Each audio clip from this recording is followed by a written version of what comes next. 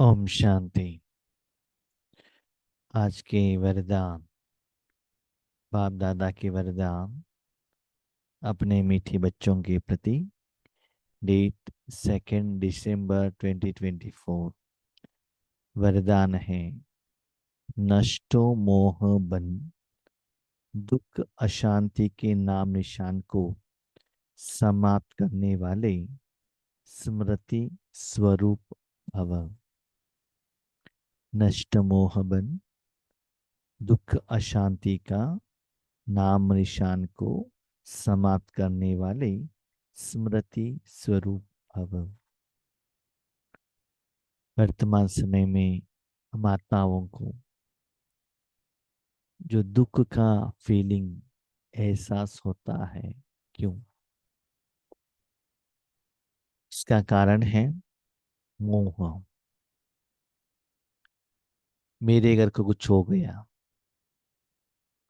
मेरे परिवार के मेंबर्स को कुछ हो गया, हेल्थ का इश्यू हो, फाइनेंशियल इश्यू हो, एजुकेशन का हो, बीमारी का हो, जो भी है उसमें हमको दुख का एहसास होता है। वर्तमान समय में देख लीजिएगा, मेरा करके हम कितना कॉम्पैक्ट बन गए। एक घर, एक परिवार, पति पत्नी बच्चे, बस।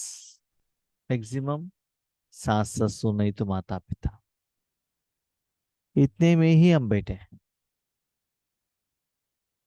उनकी जिंदगी में ऐसे कुछ ज्यादा कम हो गया तो उसका असर हमारे ऊपर पड़ जाएगा। आध्यात्मिकता का रूप में देख लीजिएगा, सारी आत्माएं हमारा परिवार का मेंबर ही है ना। तो उन लोगों का दुख का फीलिंग हमको क्यों नहीं होता है? उन लोगों का सुख का अनुभव हमारे ऊपर क्यों नहीं असर पड़ता है? क्योंकि उनको हम मेरा नहीं समझते हैं। तो मेरा समझना मोह है। तो मेरा समझ लिया, उस व्यक्ति के ऊपर, साधन के ऊपर जो भी होता है उसका प्रभाव आत्मा के ऊपर पड़ जाता। मेरा शरीर, मेरा कपड़े, मेरा गहने, मेरा बैंक बैलेंस, क्या है मेरा? मैं तो आत्मा हूं ना। इसलिए बाबा कहता है सोच चेंज करो। आप कौन? आत्मा। मेरा कौन? बाबा। माता पिता भाई बहन सब संबंध बाबा। एक तो गारंटी कि बाबा कभी भी दुख का अनुभव नहीं करता है, उनको कुछ होता नहीं है। तब उनको कुछ होता नहीं है तो आपको भी दुख का एहसास नहीं होता है। मेरे परिवार के मेंबर्स को कुछ होता है तो उसका असर मेरे ऊपर पड़ जाता है। भगवान तो सदा सुख का सागर है। उनका स्थिति में, स्वरूप में कुछ चेंजेस नहीं होता है तो मेरी स्थिति में भी चेंजेस नहीं होगा। तो जैसे बाकी लोगों के साथ आप रहते हो ना, ओके, रिश्तेदार के घर में कोई हेल्थ ठीक नहीं है, आप गए, बातें किया, कुछ फ्रूट्स लेकर जाके दे दिया, आ गए, बस प्यारा प्यारा। अलौकिक परिवार में भी किसी का तबीयत ठीक नहीं है, किसी को हेल्प करना चाहिए, जितना होता है उतना कर लिया, बस ज्यादा उसका प्रभाव हमारे ऊपर नहीं पड़ता है।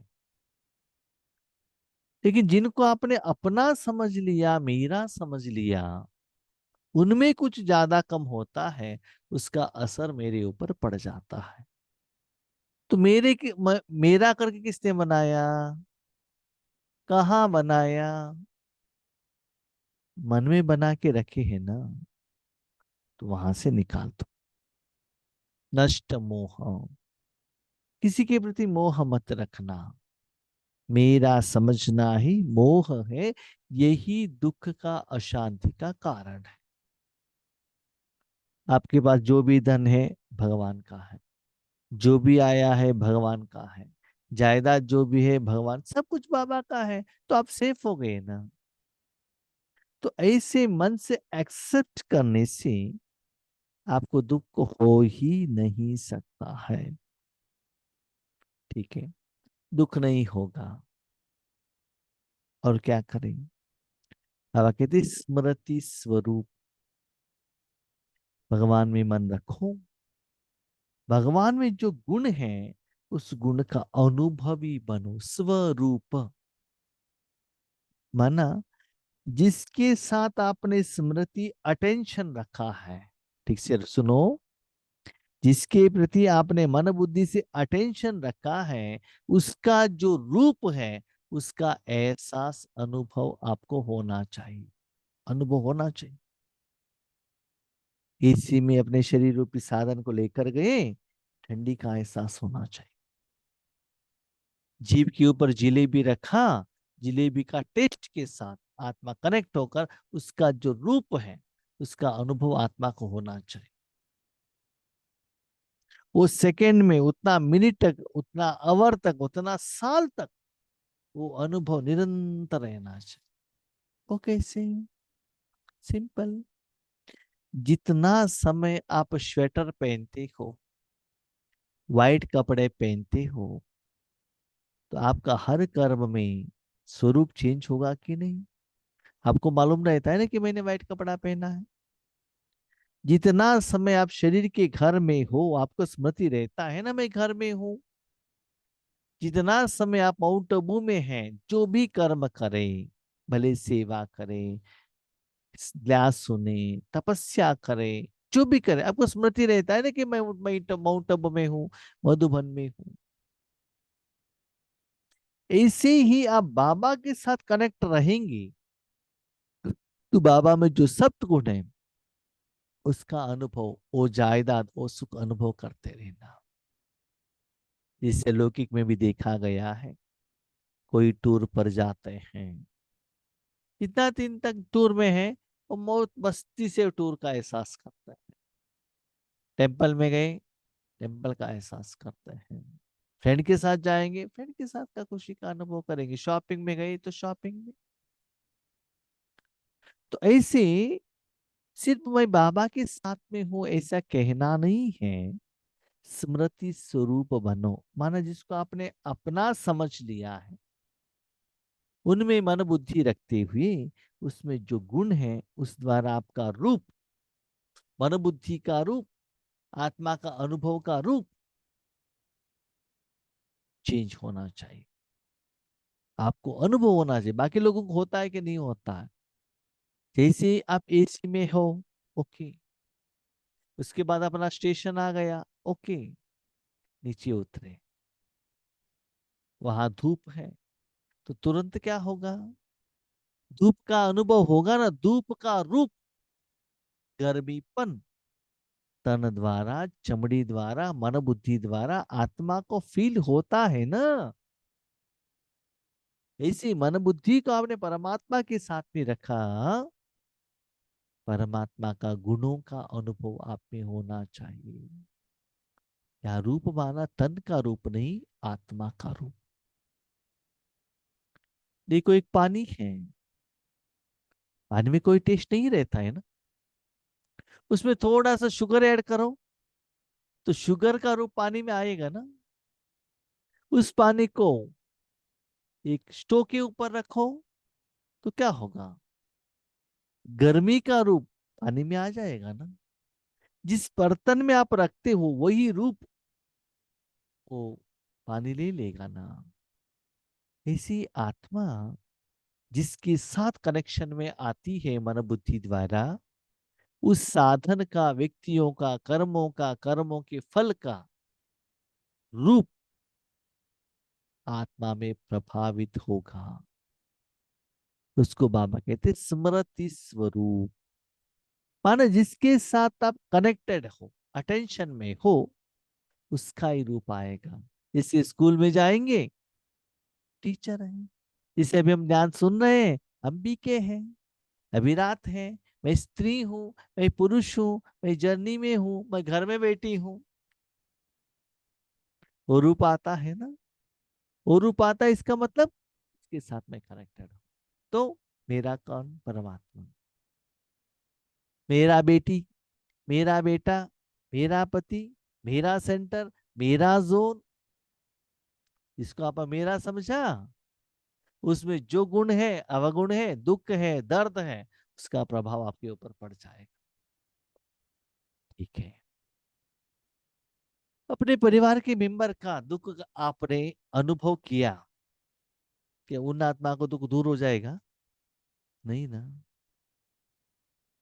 परमात्मा ने आपका दुख का अनुभव किया, आपका दुख अनुभव कम होगा? नहीं।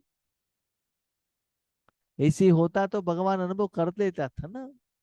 हर एक आत्मा ने जो कुछ भी किया है, वो कर्मों का फल उनको ही भुगतना पड़ेगा। दूसरा कोई ले नहीं सकता है। हाँ, ये तो कर सकते हैं। आप शांत में हो, सुख में हो, उनको सुख शांति दे सकते हो। लेकिन किसी का आप दुख लेंगे तो खुद भी दुखी होंगे ना। आपका मनोबुद्धि भी दुखी होगा ना। आपका शरीर भी दुख का एहसास करोगा ना, करेगा ना। वायुमंडल में भी दुख होगा ना। और आप उस कल्प वृक्ष के नीचे बैठे हैं, तो कल्प वृक्ष में भी दुख का एहसास होगा ना।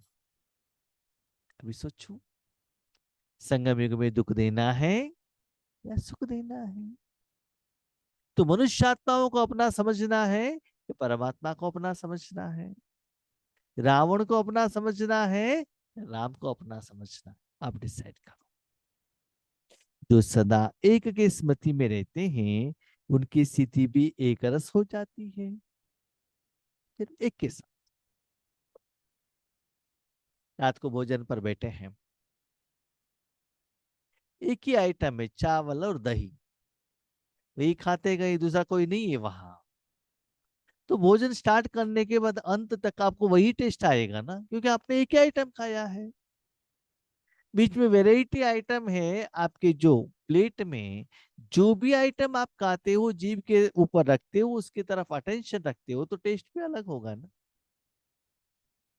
मैं कौन? आत्मा। मेरा कौन? शिव बाबा। शिव बाबा में मन रखने से उनमें जो गुण है वही अनुभव होगा। तो उनकी स्थिति एक रस होता है। क्यों? क्योंकि भगवान ऐसा एक व्यक्ति है, शक्ति है, 5000 साल में उनका स्थिति चेंज नहीं होता है। दही और चावल हर सेकंड टेस्ट चेंज होता है। एप्पल काट के रखो, एवरी सेकंड टेस्ट चेंज होता है। आम सुबह जो खाया, दोपहर को खाया, टेस्ट चेंज होता है। सांबार जो सुबह खाते हो, 2 घंटे के बाद खाओ, टेस्ट चेंज होता है। जब गरम गरम रहता है टेस्ट अलग है, ठंडा होते है टेस्ट अलग है। तो एवरी सेकेंड हर चीज में परिवर्तन होता है, दैट इज ड्रामा। लेकिन एक ऐसा एक शक्ति है, चीज है, व्यक्ति है, रिलेटिव है, वो है परमात्मा, जो कभी भी चेंज नहीं होता है।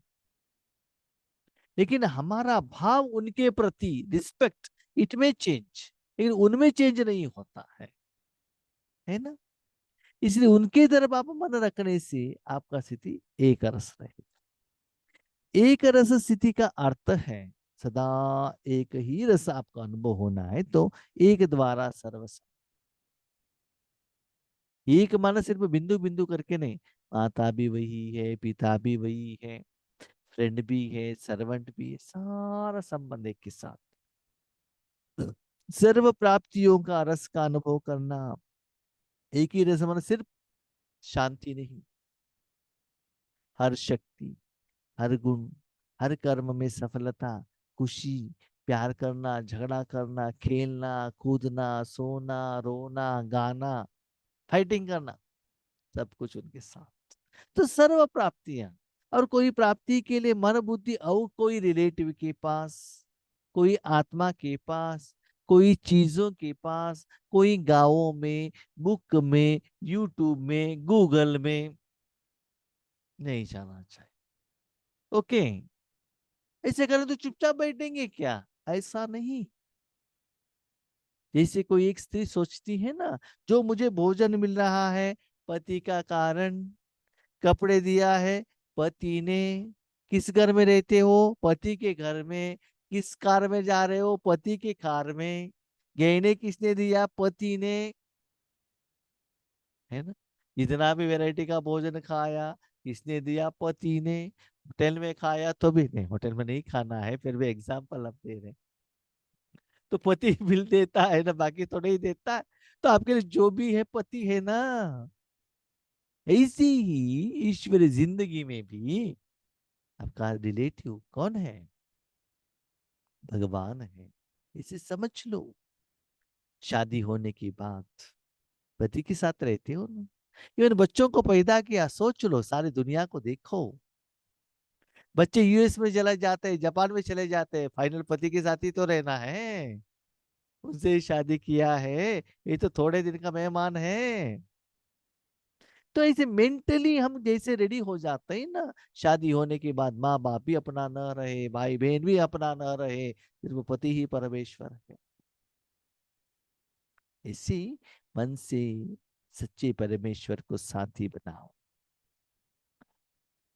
जो बाप को सर्व संबंध से अपना बनाकर स्मृति स्वरूप रहते हैं, वह सहज ही नष्ट मोह बन जाते हैं। देखो, दुनिया में हम बहुत सारे लोगों के साथ में रहते हैं, लेकिन मेरा परिवार स्पेशल इंपॉर्टेंस। इसे सारे विश्व के साथ में रहो, सभी लोगों के साथ में रहो, व्यवहार करो, दे दो ले लो, सब कुछ करो, लेकिन मेरा कौन? बाबा। मेरा घर, जो भी मेरा ख्वाहिश कंप्लीट करने वाला, मेरा दुख दर्द दूर करने वाला, मुझे पॉकेट मनी देने वाला, मुझे जॉब देने वाला, मुझे भोजन देने वाला, मेरा तबीयत ठीक करने वाला, मेरी समस्या का समाधान करने भगवान। जो कुछ भी कहना है उनके साथ मेरा रिलेटिव। दुनिया में बहुत जगह है, लेकिन 30-40 एक फ्लैट मेरा। दुनिया में लाखों करोड़ व्हीकल है, एक व्हीकल मेरा। दुनिया में बहुत स्लीपर्स है, लेकिन मेरे पास एक जो स्लीपर है, ये मेरा। करते हो ना? तो वो भी मेरा नहीं, वो भी भगवान का। ऐसे करके तो देखो ना, कितना मजा आता है। ये जो मैं और मेरे का जो मुंह की कारण दुख है ना, वो भी चला जाता। देखो, आज भगवान कितने लोगों को दुख दूर करता है, लेकिन किसी का दुख लेता नहीं ना, अनुभव नहीं करता है ना। ऐसा नहीं कि भगवान अपने मस्ती में मस्त है, नहीं। सारी दुनिया का दुख दूर कर रहा है, लेकिन दुख दुख को वो अनुभव नहीं करता है। बाप समान बनना चाहती हूं ना, तो सभी का दुख दूर करो, लेकिन दुख का अनुभव आ मत करना। आप अनुभव करेंगे तो क्या होगा? किसी को सुख नहीं दे सकते हो ना, उसके प्रभाव में आ जाएंगे ना। इसीलिए इस दुनिया में कोई मेरा नहीं। सभी के साथ व्यवहार करेंगे, सभी को शुभ कल्याण अच्छाई दे देंगे, लेकिन मेरा भगवान। तो सब संबंध भगवान में रखने से सहज नष्ट मोह, सभी से मोह निकाल देंगी। जो नष्ट मोह है, उन्हें कभी कमाने में, धन संभालने में, किसी के बीमार होने में दुख की लहर आ नहीं सकती। कितना पैसा चाहिए? देता है। किसी किसी के घर में इतना अच्छा पति मिलते हैं, वो क्या करते हैं जानते हैं? पत्नी के नाम पर एक बैंक अकाउंट, एटीएम कार्ड, जब भी उसमें पैसा खाली हो गए ना, डाल देते। क्यों खर्चा किया, कितना खर्चा किया, कैसे खर्चा किया, पूछते नहीं है, क्योंकि उनको पत्नी के ऊपर उतना भरोसा रहता है। ऐसे ही जब आपको जितना धन चाहिए, भगवान देता है गारंटी। जो आपके पास धन है, वो संभालने का काम भगवान का है। और किसी का तबीयत ठीक नहीं है, आपने उनको कह दिया, तो वो लेकर जाएंगे, अपना आप जॉब छोड़ कर आएंगे, हॉस्पिटलाइजेशन करेंगे, उसका इंश्योरेंस पेमेंट करेंगे, सब कुछ करेंगे ना। इसी उनको कुछ भी आता है, पति को ट्रांसफर कर दो, है ना? हाँ। कभी कभी पति को ट्रांसफर नहीं कर सकते, कोई कोई पत्नी को भी जिम्मेदारी लेना पड़ता है। लेकिन यहाँ बाबा कहते जो भी ऐसे इश्यू आता है, पति पत्नी आपस में बात करके उस समस्या का समाधान करते हैं ना, ऐसे ही भगवान को भी ऐसे यूज करो। आपके उस महीने में, उस वीक में कितना भी धन आने दो। पहले जब यज्ञ में हमारा जो इस छोटा सा यज्ञ बाबा ने रखा है, जो भी पैसा आता था मैं बाबा को बताता था, बाबा ये महीने में ज्यादा हुआ, ये महीने में कम हुआ, इसमें इतना बचा। अभी मैं चुपचाप रह रहा हूँ, जो भी है आपका है, ज्यादा आने दो कम आने दो, मुझे क्या है, सिर्फ आपको रिपोर्ट करना है बस। इन्होंने इतना दिया, हमने इतना पेमेंट किया, इनको इतना दिया है, यहाँ से इतना आया बस। बाकी हमारे से कुछ लेना देना नहीं है। यज्ञ तो आपका है, मेरा तो है नहीं, तो क्या होता है, टेंशन फ्री, है ना। नष्ट मोह अर्थात दुख शांति का नाम निशान न हो, सदा बेफिक्र। मोह होने से ही जिसमें जो दुख है उसका असर आपके ऊपर पड़ जाएगा, तो थोड़ा सा भी अशांति का अनुभव ना होगा, सदा निश्चिंत। क्यों? शिव बाबा आपका है ना, उसमें सदा सुख, आनंद, प्यार, शक्ति है। आप क्यों चिंता करते हो? जब आप एसी ट्रेन में बैठे हो, बाहर धूप होने दो ना, ठंडी आने दो ना, बारिश गिरने दो ना, कितना भी मट्टी आने दो ना, आपको क्या होता है? आप तो सेफ, सेफ हो, प्रोटेक्टेड हो। जैसे तन को प्रोटेक्शन करते हो ना, वायुमंडल का प्रभाव आपके ऊपर ना पड़े, इससे मन बुद्धि आत्मा और अपने जिंदगी को वैसे प्रोटेक्ट करो। तब आप निश्चिंत रहेंगे, बाबा की गोद में बैठ कर रहो। तो एक बाप, गुस्सा ना करो। मेरा एक बाप, देखिए सभी लोगों को हेल्प करेंगे, सहयोग देंगे, उसमें कोई बात नहीं। मेरा एक बाप, मेरा एक बाप करके घर लोगों को सभी डाइवोर्स देके मत चलाना, चलना नहीं है, घर गृहस्थ में रहना है। लेकिन मन से ऐसे समझना है कि मेरा परिवार एक है। क्षमाशील वह है जो रहम दिल बन सर्व को दुआएं देते रहे। वो सारे आत्माएं हमारे साथ हर रोज बहुत कुछ हरकतें करते हैं, कभी कभी गुस्सा भी करते हैं, डांटते हैं, बहुत कुछ करते हैं। लेकिन मन से हम उनको क्षमा कर देना चाहिए। तो साथ में, भले तन के रूप में आप छोटे हो या बड़े हो, सर्व को दुआएं देते रहे। जैसे आप जानती हो ना, एक माँ रहती है, बच्चे उनको डांटते हैं, कभी कभी गुस्सा करते हैं, थप्पड़ भी लगाते हैं, फिर भी माँ क्या करती है, मेरे बच्चे का कल्याण हो। कभी कभी देखे पुरानी माताएं, पति बहुत डांटता है, दारू भी कराता है, थप्पड़ भी लगाते हैं, फिर भी वो सभी थप्पड़ खाते हुए रोते हुए अपने पति को भोजन खिलाते हैं, है ना। ये है इंडियन वुमेन का एक गुण। ऐसे ही मन से भी सभी को दुआ दे देना, सभी को क्षमा कर देना, वो आत्मा कैसा भी हो। ठीक है। अच्छा। ओम शांति।